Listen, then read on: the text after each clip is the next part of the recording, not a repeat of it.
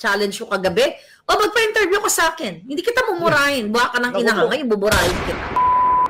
Kumusta ko kayo lahat dyan mga kababayan? Welcome back sa PH Update. Muli ho tayo nagbabalik sa panibagong reaction video. Ayun na nga dito sa video na to, pag-usapan ho natin ang mga banat nitong si Binibining Maharlika na nagtitrending na naman ho sa social media na kung saan binalagbag ho niya itong si Robert Ace Barbers. At dito rin ho sa video na to, ano na naman tinitingala nitong si Marcos Jr. Pambihira.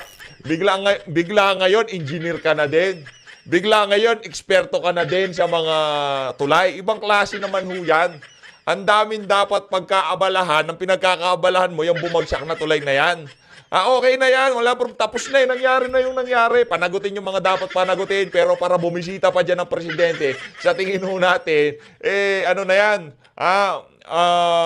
micromanagement na yan, ika nga. Pati ba naman yung pag-i-inspect, ano pa magagawa mo dyan? Wala ka na magagawa dyan na Marcos Jr. Ang sabihin mo dito kay Bunoan, as soon as possible, dapat maging operational yung tulay na yan. Pero para pumunta ka dyan, para magtitingala-tingala, mamaya mga kababayan, marami na namang mababala sa ating mga kababayan. Dahil umasta na namang eksperto, itong si Marcos Jr., hayaan ho natin sa mga inhinyero yung trabaho na yan. Kung bumagsak, habulin yung mga dapat habulin, pero para isisi sa nagdaang administrasyon yan, yun ho ay malaking kalokohan. Dito sa video na to, umpisahan ho natin ang ating talakayan dito kay Robert Ace Barbers. So, Robert Ace Barbers, gusto ho nating sagutin punto por punto itong kanyang mga banat na to doon sa mga nagsampa ng libel case laban sa kanya. Ito mga kababayan, if those who filed the libel cases against me all felt alluded to as narco-vloggers, then it could be seen or interpreted that indeed they were. Bakit kayo masasaktan kung hindi kayo guilty? Ito ang tanong dyan. Bakit kayo mag-iimbestiga, magpapatawag ng vlogger kung hindi rin kayo guilty sa mga sinasabi ng mga vlogger na pinapatawag nyo dyan sa House of Representatives at kung hindi sila dumalo, nag-aalburoto kayo? Oy, kung hindi ka naman pala totoong drug lord, bakit nasasaktan ka, ha? Bakit nasasaktan ka doon sa mga vlogger na di umano naglabas ng mga di umanong ganyang klaseng impormasyon sa social media, di ba? Ano ba sinasabi nitong mga vlogger na to? Ano ba sinasabi ng mga naglabas ang article sa social media na di umano? Ito no, ano lang naman to, siguro pero tayo hindi ho tayo naniniwala diyan, tayo dito sa PH Update na itong si Robert Ace Barbers isang drug lord. Hindi ho tayo naniniwala diyan. Hindi ho tayo naniniwala, kaya ang pinagtataka ho natin dito, bakit sobrang nag-iinit siya diyan sa issue na yan. Tayo tatanungin, kung drug lord dyan si Ace Barbers, di tayo naniniwala dyan. Chismis lang ho yan, tayo na nagsasabi dito sa PH Update. Ngayon, kung ang majority sa ating mga kababayan hindi naniniwala, para saan yung panggigipit na ginagawa nyo sa social media, sa House of Representatives, sa mga vlogger na nagsasalita laban sa inyo. Pero tayo, chismis lang yan, di totoo yan. Si Barbers, drug lord, hindi totoo yan. Di tayo naniniwala dyan. Dagdag pa ho nitong si Robert Ace Barbers, I always abide by the constitutional provision on free speech and expression, but this cannot and should not be used as a license to besmirch people's reputation and throw expletives at their subject, contact false or fake narratives and propaganda lines, and firmly believe that they are not doing it for free. Now, simple lang naman. Anong sinabi nitong si Ma'am Crisette Laurete Chu? Pumunta sa korte tayo magkita. Kung yung mga isinampang cyber libel sa'yo, hindi totoo, at kung talagang itong mga inakusahan mo na to na tumatanggap ng pera sa mga narko, sa pogo o kung saan pa man, patunayan mo yan sa korte. Ngayon, hinahamon ho kayo ng mga vlogger na kung saan doon sa laban na kumbaga pantay-pantay tayo. Hindi yung tipong your honor, tapos merong papukpuk dyan sa House of Representatives na pagka napag-initan niya ang ang pangalan nito, yung Ma'am Crescente, auto contempt, ika nga. Diyan sa korte, wala akong ganun. Ika nga, di kayo pwedeng magsisigaw doon. Mag-aangas-angasan doon, ika nga, di ba? Kaya, ano lang, sagutin nyo na lang ho sa korte yung mga isinampang cyber libel sa inyo, Mr. Congressman Robert H. Barbers. Pero kung tayo tatanungin, kung naniniwala tayo na drug lord yang si Robert H. Barbers, chismis. Walang katotohanan yan. Tayo na ho nagsasabi, di totoo yan. Drug lord. Ay maniwala dyan. Eto, dito tayo. Dito tayo, dito. Oy, Barbers, oy. Tignan mo naman dito sa PH update. Pinagtatanggol pa kita, ha? Oh, ano sasabihin mo? Walang yaka. Oh, ito na, dito tayo kay Bangag. Na-inspection na natin. Nandito si Secretary Manny Bunuan. Parang Nag-inspection tong Bangag. Anak ng toko. Para saan yung inspection? Ang dapat mong gawin, magbigay ka ng direktiba na dapat as soon as possible maging operational yung tulay na yan.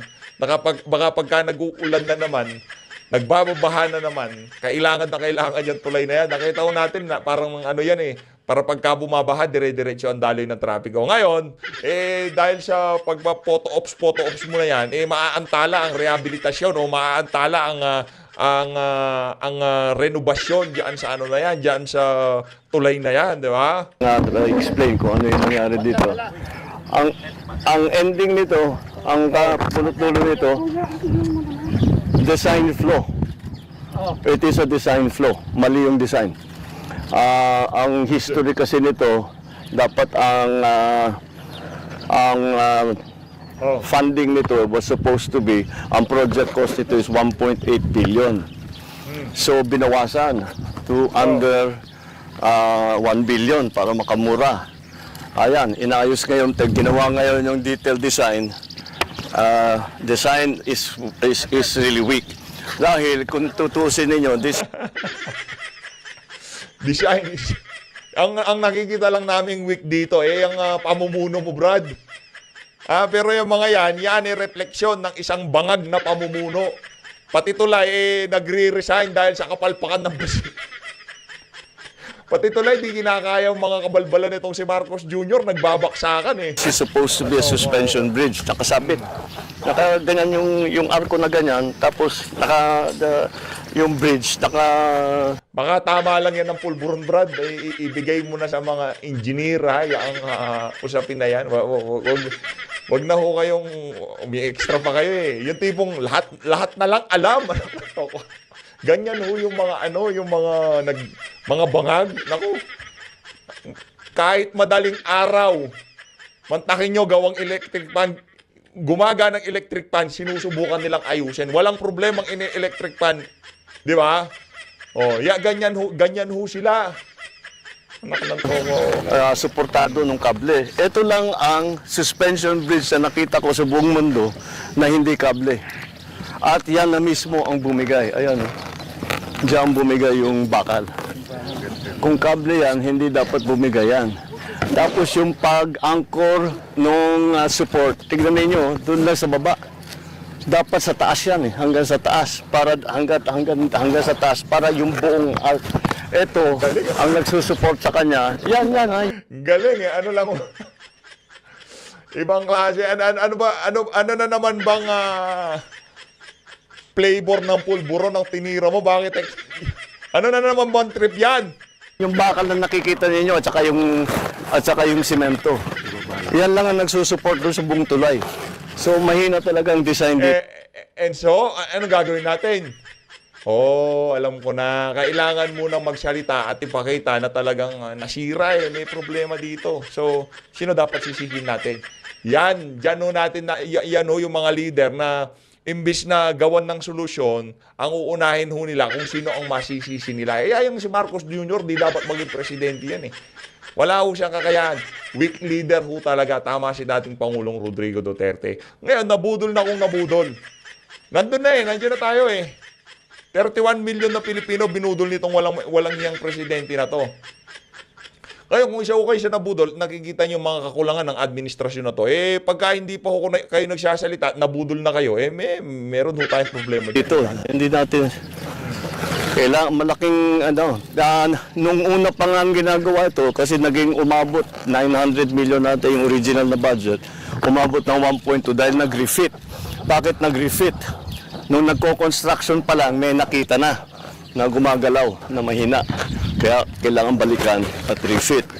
So the whole process is okay naman yung construction, yung contractor sinundan naman ang plano. By the book naman yung kanyang ginawa, up to specifications yung kanilang ginawa. Yun lang, yung specifications mali. So this is a design problem. Napos, this is a 44-ton bridge. Dapat 44 tons ang acceptable load. Yung dalawang truck na yan, yung naiwan yung isa, over 100 tons yan. Dalawa yan ang dumaan. Kaya, ayan ang nangyari. Hindi talaga kaya. Ito yata yung una Ito yung bumigay. Wala nang plate Ito. Baka na. And then, sumunod na lang. Ito yung una. Ito yung una. Tama. Kaya nakaganyan yan. Hindi dito. Dahil tama. Dito bumigay. Ganyan. Hinila lahat ito. So, wala. We have no choice. We have to go back. So, yung nagtitipid natin sa 1.8 million, useless. Ngayon, babalik na naman tayo, gagastos na naman tayo ng malaki. Papalitan natin yung mga support, Shoutout dun sa kulang-kulang na BICAM report na kung saan ang laki ng pondong pinag-uusapan kung saan daan-daang milyon, doon bilyon-bilyon. Shoutout doon sa walang humpay na pamimigay ng ayuda ng administrasyon na to. Kung yan, daang milyon yung diyan nga, nakatipid tayo yun nga lang, bumaksak. Yun ang problema. Ang tanong, sinong may kasalanan? Sino ang nag-suggest na ititipirin yung proyekto na yan? Ngayon, nangyari na yan, ang dapat para sa convenient ng mga motorista, as soon as possible, dapat maging operational. Ngayon, balik po tayo doon sa issue ng kulang-kulang na BICAM report. Yung pagwaldas na sambayan ng Pilipino na 1 bilyon kada araw para dyan sa flood control. Parang ganyan din ho yan, mga kababayan. Parang ganyan din ho yan. Yung flood control, 1 billion kada araw. Yun nga, walang pakialam si Marcos Jr. 1 billion no ginagasta natin kada araw dyan sa flood control. Pero pagka umulan ng konti, ayun, automatic baha buong Pilipinas, siga nga, di ba? Hindi, mga mabababang area sa Luzon, lalo na yun, nababaha ho yan. Pero wala ho siyang pakialam sa ganun. Kailangan niya magpunta dyan sa, magbibida-bida, umastang parang inhinyero, hindi nga nakapagtapos ng college, di ba? Ganyan ang problema sa mga narcissist yang si Marcos Jr. Parang nagtayo na naman tayo ng bagong tulay. Sir, Kaya, liable. Yan. Yun ang number one. Kasi yan yung dahilan. Kaya ka nagpunta dyan Para ipinpoint kung sinong liable, yung bang may-ari ng dyan natin makakalalaman. Well, I always have a saying, fix the problem, not the blame. Ayusin muna natin yung problema, believe me. Yung kakabukas lang na tulay, diyan sa Visayas ba yun? Yung pinasinayaan nitong si Bangag. Tapos 2 linggo pa lang nagbabakbakan na yung mga asfalto. Bakit doon di ka nagpunta?